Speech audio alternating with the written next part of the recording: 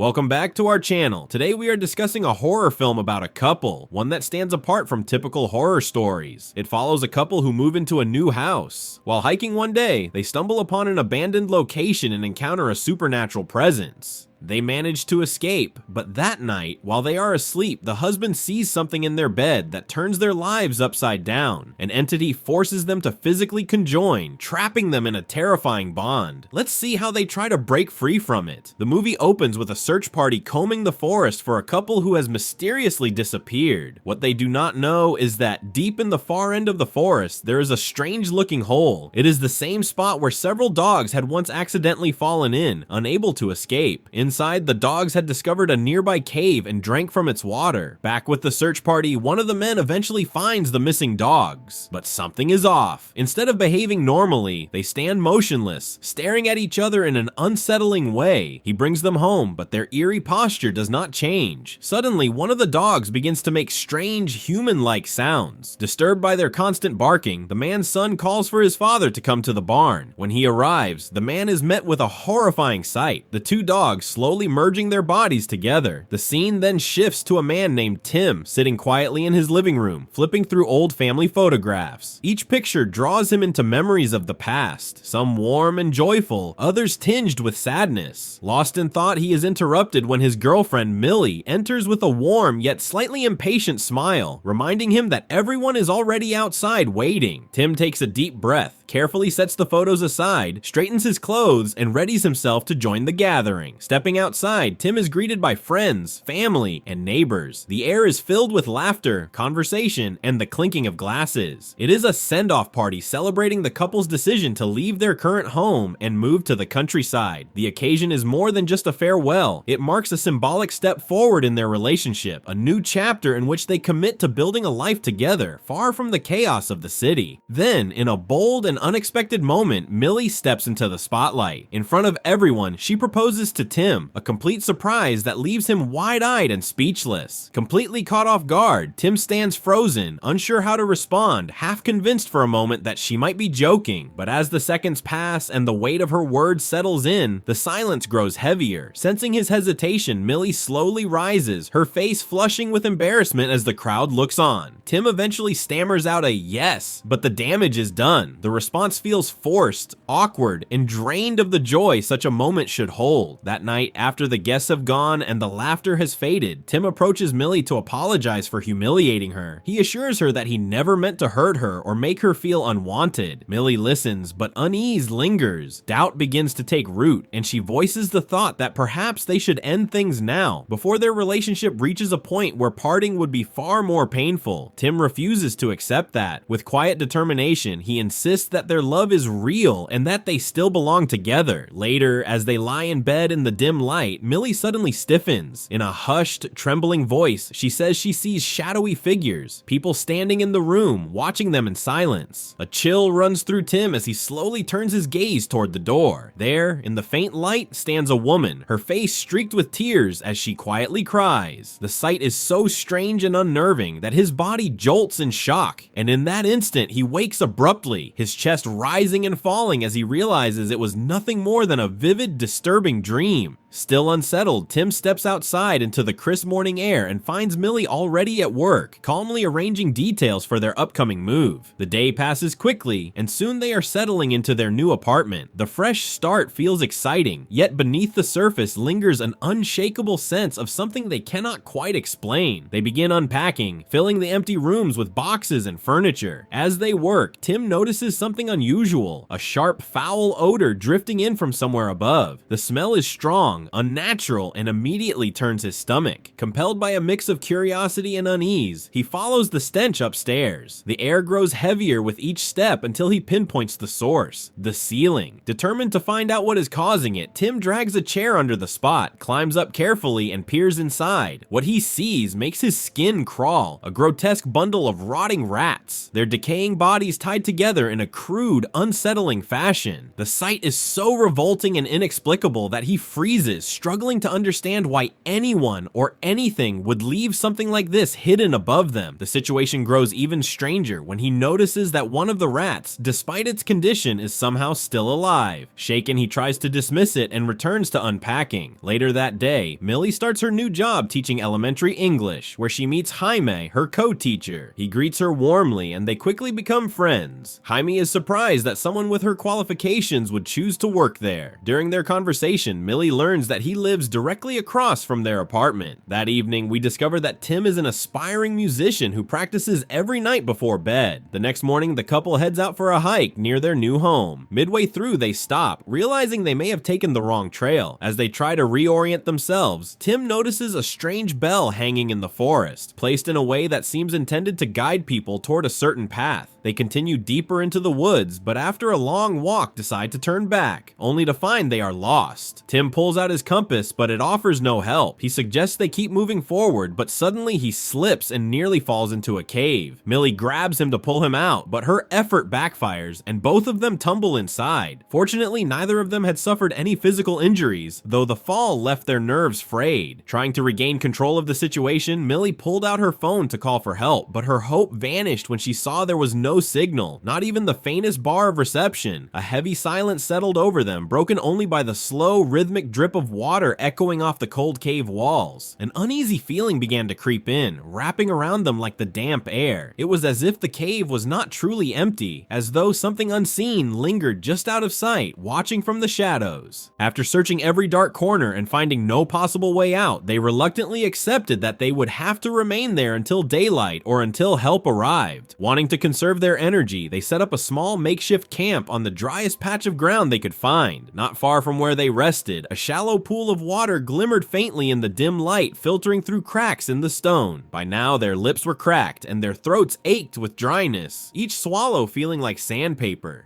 Tim noticed Millie struggling with thirst more than he was, so he handed her the last sip of bottled water, urging her to drink it. Once she had, he turned toward the strange pool, scooped the cool water into his hands, and drank greedily. He filled his bottle and gulped until his thirst was gone, ignoring the unsettling stillness of the water. Later, as they rested against the rough stone walls, Tim's expression grew distant. Millie, sensing something was wrong, gently asked what he was thinking. After a long silence, he admitted that the sight of the grotesque bundle of rats had stirred something buried deep within him. He told her about a memory from his childhood, how he had once walked into his parents' bedroom and found his mother standing motionless, her eyes vacant, yet her mouth curled into an unnatural smile. She had suffered a complete mental breakdown after losing her partner, unable to bear the weight of her grief. The image, along with the overpowering smell in that room, had seared itself into his mind. Now, years later, the stench from the ceiling and the sight of the rats had brought it all back, raw and vivid, as though it had happened only yesterday. After their long talk, they drifted into sleep. During the night, a strange entity emerged from the pool and crept toward them. Tim awoke to unsettling noises, his breathing quickening in fear, only to see a vine above him mimicking his breaths while Millie gasped for air. Then, suddenly, he woke again, realizing it had been nothing more than a nightmare. In the morning, they tried to stand, only to find their legs stuck together, bonded as if glued. With great effort, they managed to separate, tearing some skin in the process. They eventually made their way back home, drained and exhausted. Once there, Millie asked Tim to massage her shoulder, but his thoughts drifted toward desire, and without realizing it, he squeezed too hard. He quickly apologized and went to take a shower. Meanwhile, Millie drove into town to buy groceries. Back at home, Tim suddenly collapsed, unconscious in the bathroom. The farther Millie drove away, the more Tim experienced strange, unnerving episodes, sensations so disturbing they defied explanation. It was as if every movement she made, no matter how far away she was, sent invisible ripples through him, influencing his own body. The connection felt unnatural, as though they were two people forced to share the same body, one soul stretched between them. One afternoon, while taking a shower in an effort to calm his nerves, the sensation struck harder than ever. Without warning, his muscles seized violently. His body began to convulse, each tremor more forceful than the last, until his head whipped back and slammed into the cold bathroom tiles with a sickening crack. A jagged fracture fracture split through the ceramic, water streaming chaotically around the point of impact. His vision blurred, his knees buckled, and then, just as suddenly as it had begun, the episode ended. He stood there, gasping for breath, the echo of the impact still ringing in his ears, unsure how much time had passed before his awareness fully returned. Shaken to the core, Tim realized he could no longer dismiss these episodes as stress or coincidence. Fear gnawed at him until he decided to seek professional help. He visited a local doctor and described the terrifying incidents as clearly as he could. After a detailed examination and a series of probing questions, the doctor gave him a diagnosis, a mental condition likely brought on by the strain and disorientation of living in an unfamiliar environment. Tim tried to accept the explanation, but deep down, it brought him little comfort. Then, almost in passing, the doctor mentioned something that froze Tim in place. A local couple had mysteriously gone missing in the same area just a few months earlier. Their disappearance had never been solved. Tim left the clinic with more questions than answers, the weight of unease following him like a shadow. Back home, Tim began researching the missing couple when Millie returned. They talked about their lives, reflecting on how much they had endured together. Moments later, Millie's coworker Jaime arrived to welcome them to the neighborhood. Over dinner, the couple shared their terrifying experience in the cave. Jaime explained that the cave had once been a chapel for a New Age church before it mysteriously collapsed years ago, supposedly due to bad weather. Later that evening, Tim pulled Millie close and they began to kiss, only for their lips to cling together in an unnatural way. Millie, startled, thought Tim had bitten her. He tried to explain the strange sensations he had been experiencing, but she brushed them aside. That night, while they slept, Millie suddenly turned on the lights to find Tim choking on her hair. Panicked, she tried to pull it free, but the more she tugged, the worse his choking became. After a frantic struggle, Tim finally managed to spit it out, and they stared at each other, wide-eyed with shock and fear. The next morning, Tim prepared to leave for a music gig, but Millie objected, insisting he needed rest after the night's horrifying incident. Tim refused to cancel, so she drove him to the train station. Before he left, she told him to take his time and not come home that night, suggesting he stay with friends in hopes it might help him recover. As Millie drove farther away, the strange invisible thread binding them began to twist painfully inside Tim. The unsettling episodes he had experienced before returned with brutal force, only now they were far more intense, almost unbearable. It was as though every mile she put between them tightened a vice around his mind. Hallucinations came in relentless waves, warped shapes flickering at the edges of his vision, fleeting images of Millie's hands gripping the steering wheel, the sound of her breathing as if she were still beside him. The farther she went, the stronger the sensations became, until they consumed him entirely. His thoughts blurred, and his body felt no longer his own. The world tilted and spun until even simple movements became impossible. Disoriented, he lost all sense of time and direction, so much so that he missed the train he had been meant to catch. Panic rose within him, a deep, primal fear of being apart from her. It wasn't just emotional, it felt physical, as if his survival depended on closing the distance between them. Driven by an overwhelming compulsion, Tim stumbled through streets and side roads until he found himself outside the school where Millie taught. His legs trembled, his chest heaved, but the sight of the building brought a desperate spark of hope. When Millie stepped outside and saw him, her surprise quickly turned to concern. She didn't ask many questions. Instead, she grabbed his arm and hurried him inside, guiding him through the quiet hallways to a secluded bathroom. The air smelled faintly of disinfectant, and the fluorescent lights above gave off a low, unsettling hum. Inside one of the stalls, Tim's breathing quickened. His pupils were blown wide, his skin clammy, and his hands trembled, not from fear, but from an overpowering, inexplicable need. Whatever force was at work had taken full control. Without warning, he became physically passionate toward her, his actions urgent and almost frantic, as though something deep inside demanded closeness to keep him alive. Millie, caught between confusion and alarm, tried to understand what was happening, but in that moment, words were useless. Their strange, unspoken connection had taken over completely, stronger than either of them could resist. When it was over, they stared at each other in horror, realizing their bodies had fused together, making separation agonizing. As they struggled, someone caught sight of them and bolted. Millie tore herself free, wincing from the pain, while the young witness ran to alert Jaime. Fortunately, Fortunately, Jaime stepped in quickly, calming the situation and sending the kid back to class. When Millie and Tim returned home, Millie exploded in anger over what had happened. The confrontation quickly escalated into a heated argument. She eventually stormed out, heading straight to Jaime's place to apologize for the earlier incident. Their conversation was calm and friendly. Millie opened up about her relationship troubles, and Jaime urged her not to give up on Tim, calling him her other half. Curious, she asked if he lived alone. Jaime told her about his late husband and even brought out a video of their wedding. As the footage played, Millie noticed Tim outside, watching them through the window. Later that night, Millie appeared to be floating, her movements eerily mirroring Tim's until he entered her room and slapped her awake. They discussed the strange events, with Tim insisting something had been happening to them ever since they visited the cave. Millie dismissed the idea as ridiculous. When Tim suggested going back to the cave for answers, she instead broke up with him. As she left, a drop of her blood on the table slid unnaturally toward him. That night, they slept in separate rooms. Tim awoke to find himself being pulled toward Millie's door, his body twisting in unnatural ways. The force drew them together, and for a moment, their pain eased upon contact until their hands fused, sending waves of searing pain through them. Desperate, Millie grabbed Tim's muscle relaxants, and they chewed as many as they could to stop their limbs from contorting. The effort left them drained, and they collapsed. By morning, Tim awoke tied to a chair, his arm still fused to Millie's. She handed him whiskey, then used a buzzsaw to cut through the skin binding them. After separating, Millie decided to take him to the hospital, but realized she had left her car keys at Jaime's house. She went to retrieve them while Tim, still shaken, returned to the cave in search of answers. At Jaime's house, Millie found no one there. She wandered inside and discovered a wedding video playing, showing two men, one resembling Jaime, performing a ritual that fused them together. Jaime suddenly appeared, revealing that he was the fusion of both men, calling it the beginning of something wonderful. Meanwhile, deep within the damp, suffocating darkness of the cave, Tim's footsteps echoed sharply against the stone. His breath hung in the cold air, and his eyes flicked to every shifting shadow. Then his flashlight beam swept across the jagged rock, and he froze. The walls weren't just stone, they were alive. Embedded in the slick, pulsing surface were human forms, grotesquely fused into the cavern as though the cave itself had absorbed them. Limbs jutted out at impossible angles, skin stretched tight and half swallowed by the rock. Some heads drooped forward with slack jaws, while others stared with wide, unblinking eyes, still conscious, yet trapped, unable to move. Then Tim saw Carrie and Simon, but they were no longer two separate people. Their torsos had merged into a single, grotesque shape, flesh fused together by some unnatural force, their shared face twitching with pain and hunger. They moaned his name in a voice that was both of them and yet something else entirely. Their arms, now unnaturally long from the mutation, reached for him, skeletal fingers clawing at the air. The sound of nails dragging against rock echoed through the cavern, sharp and grating like chalk on a board. Panic rushed through Tim. He stumbled backward, his heart pounding so hard it filled his ears. When one set of cold, clammy fingers brushed his arm, instinct took over. His hand went to the knife at his belt and, with a trembling but determined grip, he swung. The blade cut through the first hand, severing fingers that dropped to the cave floor with wet thuds. Thick, tar-like blood oozed from the stumps, hissing when it touched the stone. The fused figures recoiled, twisting in pain, giving Tim just enough space to run into the darkness, his breath ragged, his pulse threatening to burst from his chest. But as he ran, their voices followed, Carrie's and Simon's tones blended together, calling his name in an endless, echoing whisper that promised this was not over. Meanwhile, Jaime explained that being part of the cult literally brought people together physically so they could become whole, and he wanted Tim and Millie to join them. Without warning, he slashed Millie's wrist. She hit him hard across the face, and his body split into the two separate men he once was. Millie ran back to the house, where she found Tim about to cut himself, determined to keep them from becoming the same nightmare creatures he had seen in the cave. Before he could act, the strange force pulled them toward each other again. As they were drawn together, Tim repeated the words Millie had said at the beginning of their story, finally admitting how much he loved her. Millie, showing him her wounded wrist, accepted the possibility of dying in his arms, but Tim refused to let that happen. He carried her inside, and when she regained consciousness, she found that he had willingly fused his arm to hers to stop the bleeding. After a long and agonizing process, their bodies became one. That evening, Millie's parents arrived arrived for Sunday dinner. When the door opened, they were greeted by a person who looked perfectly healthy, yet whose face and features were an unsettling blend of both Tim and Millie. And with that haunting image, the movie ends. It was strange, but different. Share your thoughts on the film and keep watching.